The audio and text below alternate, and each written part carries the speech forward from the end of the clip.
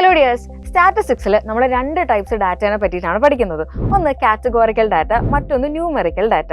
Numerical data എന്ന് പറഞ്ഞു കഴിഞ്ഞാൽ നമ്പേഴ്സ് യൂസ് ചെയ്ത് എക്സ്പ്രസ് ചെയ്യാൻ വേണ്ടി പറ്റുന്നതിനാണ് നമ്മൾ ന്യൂമെറിക്കൽ ഡാറ്റ എന്ന് വിളിക്കുന്നത്. അവിടെ നമുക്ക് രണ്ട് ടൈപ്സ് ആണുള്ളത്.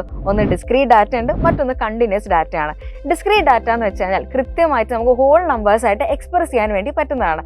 അതായത് നമ്മുടെ വീട്ടിലെ ആൾക്കാരുടെ എണ്ണം, അല്ലെങ്കിൽ നമ്മുടെ സ്കൂളിലെ കുട്ടികളുടെ എണ്ണം, വീട്ടിൽ എത്ര വണ്ടികളുണ്ട്, ഇതൊക്കെ ഡിസ്ക്രീറ്റ് ഡാറ്റയിലാണ് പെടുന്നത്. ഇനി കണ്ടിന്യൂസിന്റെ കേസിലേക്ക് വരികയാണെങ്കിൽ നമുക്ക് മെഷർ ചെയ്യാൻ വേണ്ടി പറ്റുന്നത്, അതായത് ഒരു റേഞ്ചിലായിരിക്കും നമ്മളത് എക്സ്പ്രസ് ചെയ്യുന്നുണ്ടായിരിക്കുക. ഫോർ എക്സാമ്പിൾ നമ്മൾ ഹൈറ്റ്, വെയിറ്റ്, ഏജ്, ഇതെല്ലാം കണ്ടിന്യൂസ് ഡാറ്റയിലാണ് വരുന്നത്. നെക്സ്റ്റ് കാറ്റഗറി എന്ന് പറയുന്നത് കാറ്റഗോറിക്കൽ ഡാറ്റയാണ്. അവിടെ നമുക്ക് രണ്ട് ടൈപ്സ് വരുന്നുണ്ട്. ഒന്ന് നോമിനൽ ഡാറ്റയാണ്, മറ്റൊന്ന് ഓർഡിനൽ ഡാറ്റയാണ്.